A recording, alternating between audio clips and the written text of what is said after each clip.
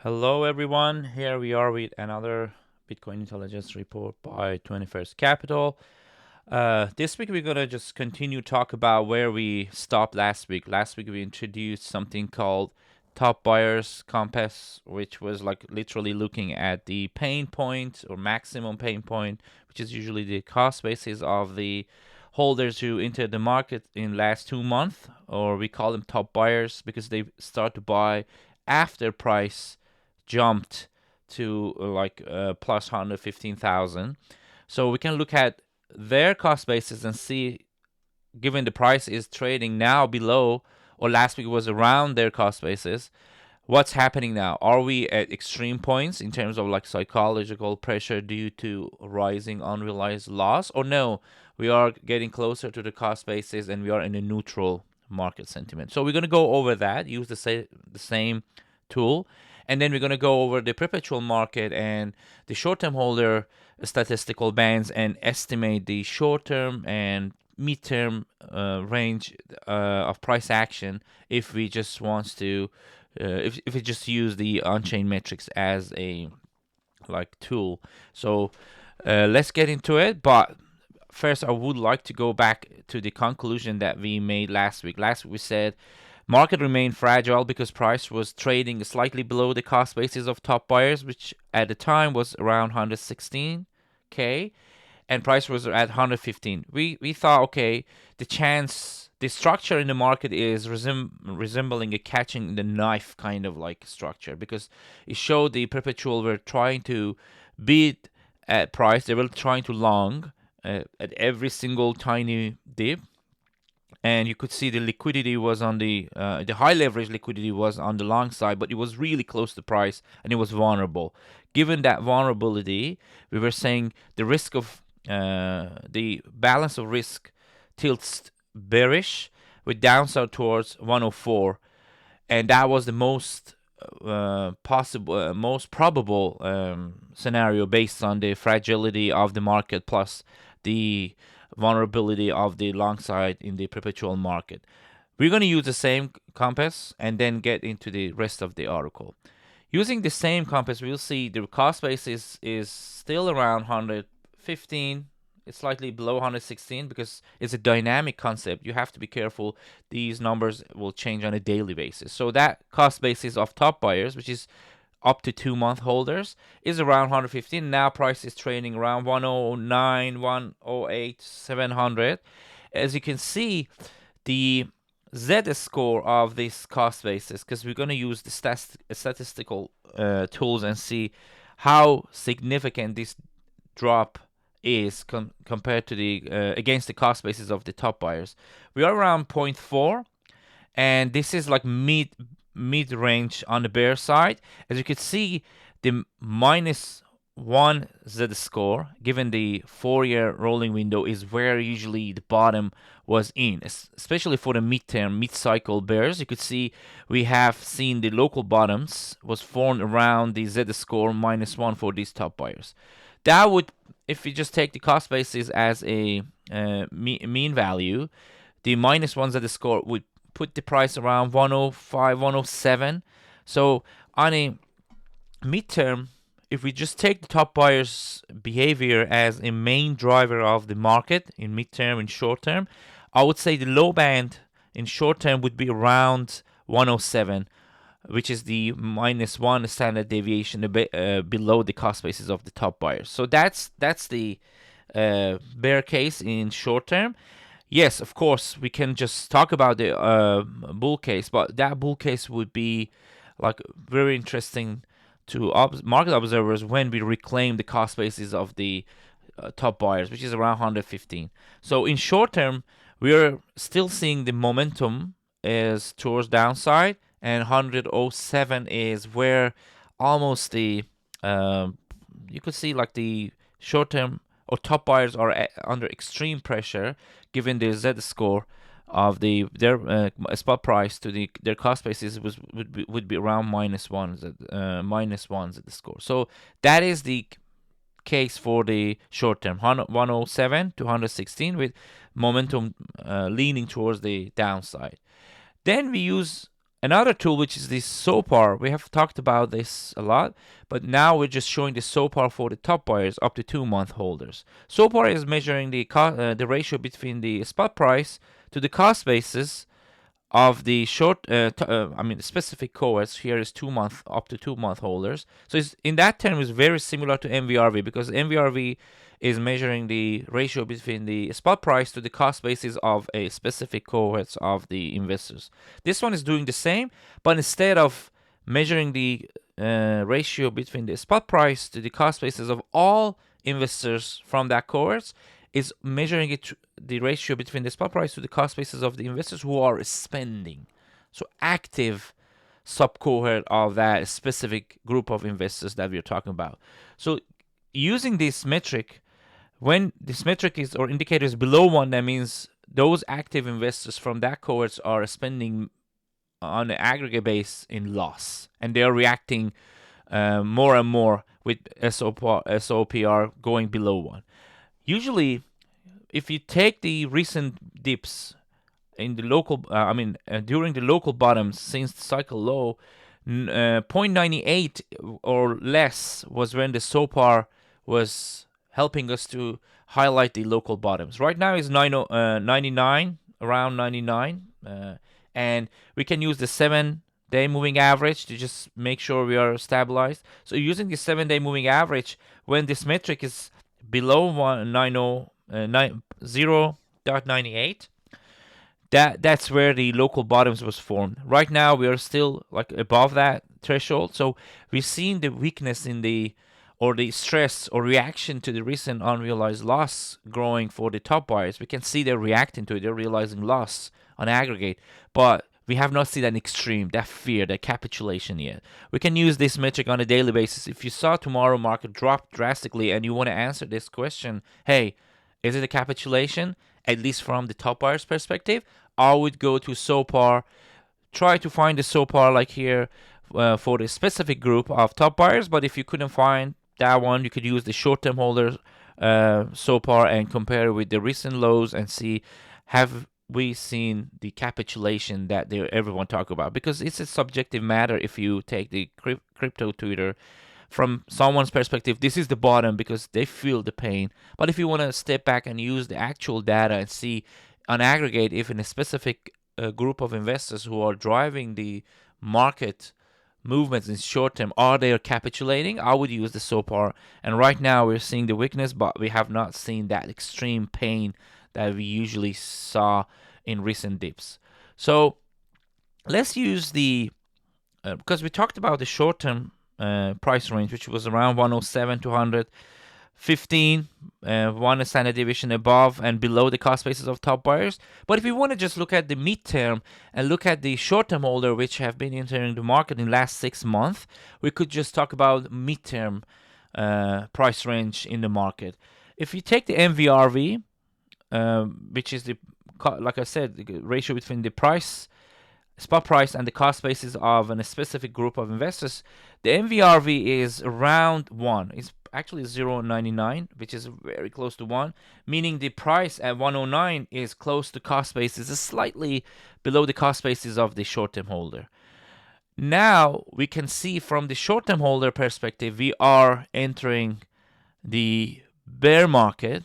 The weakness in the market have been confirmed on a mid level, on a mid time frame, which is the short-term holder, not just top buyers. This is including top buyers, but also is including whoever entered the market in the last 6 months. So if you look at it, usually when we see the prices reaching to their cost basis, if we do not see an immediate recovery, which have not been seen the last couple of days, so usually a weak failure to bounce back by that cost basis, like what we saw back in June, 22nd of June. We have not seen that. Actually, we entered to I think it's 7-day moving average. We entered to the sub 1, below 1 territory. Usually, staying there for a week was a sign of bear market for midterm. I have to clarify, by midterm, I'm talking about multi-month. When I'm saying short term, I'm talking about multi-weeks. That's the terminology I use. It's not something that I been written somewhere, but whenever you hear me referring to the midterm, I'm talking about on a monthly basis. When I'm talking about the short term, I'm talking about daily to weekly basis. Usually when the MVRV have been dropped below 1, or in a simpler term, when price is below the cost basis of the short-term holder after a couple of days, 7 days, that was the beginning of the multi-month bear market. And the recent bear markets, if you just take the last 3 years, forget about like 2022 for now, let's just talk about midterm cyclical bottoms, not the macro or global bottom, because that's really hard to talk about. We have to look at the midterm, given the articles we put out is at a weekly basis. Usually the bottom was in when the MVRV of short-term holder was below 85, almost 85. I'm not saying that's going to be absolute bottom. I'm not saying we're going to definitely reach to MVRV of short-term holder around 85. But if we reach that level, that will be the beginning of the most likely, given how is the macro, how is the liquidity, are we in a recession or not? Like a lot of factors should be taken in. But let's look at the on-chain metrics and isolate this data from the macro or external factor affecting the market. Usually the bottom was formed when the MVR of short-term holder was below 85, 0.85.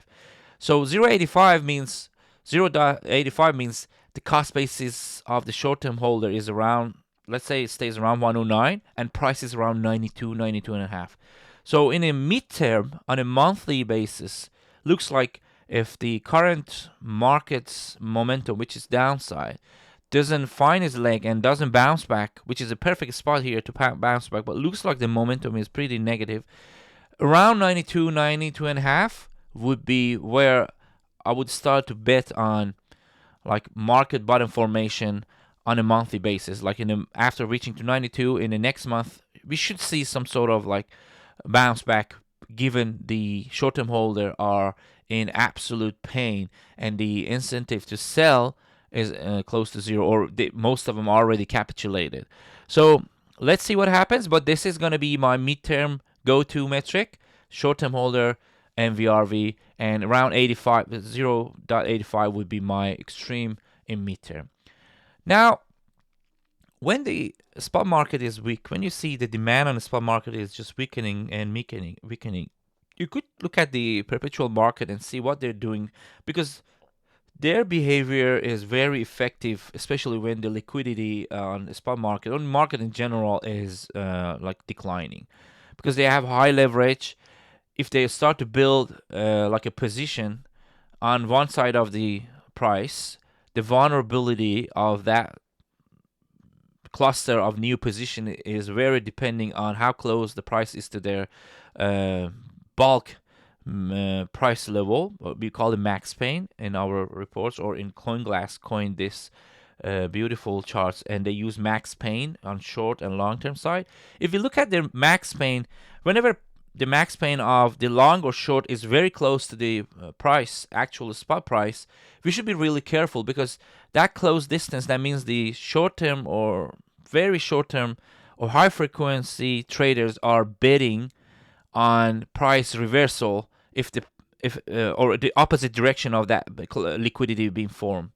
If you look at the max pain of top 5 assets like Doge, Ripple, Solana, Ethereum, and including BTC, you will see the long side max pain is very close, 1%, 3%, 5%, 3%, and 1% is like very, very close. And if you look at the same assets, short max pain, it is way further compared to the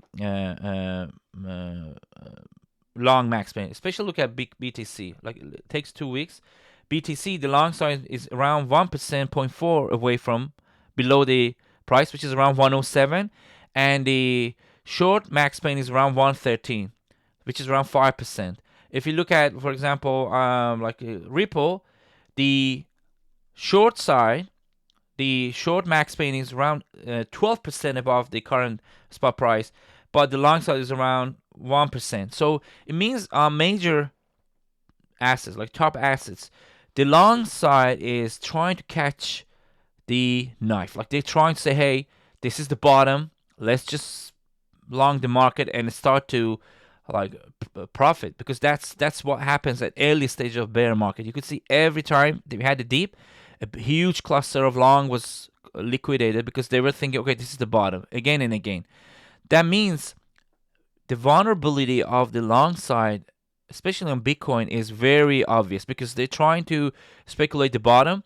They bet on the price, and you could see their max pain is very close to spot price. Is very close. That means their leverage is high, most likely very high, and any small volatility downside is gonna flush them out and cause some sort of sell pressure in the market, and just is gonna put pressure on downside until we see these positions are not being liquidated.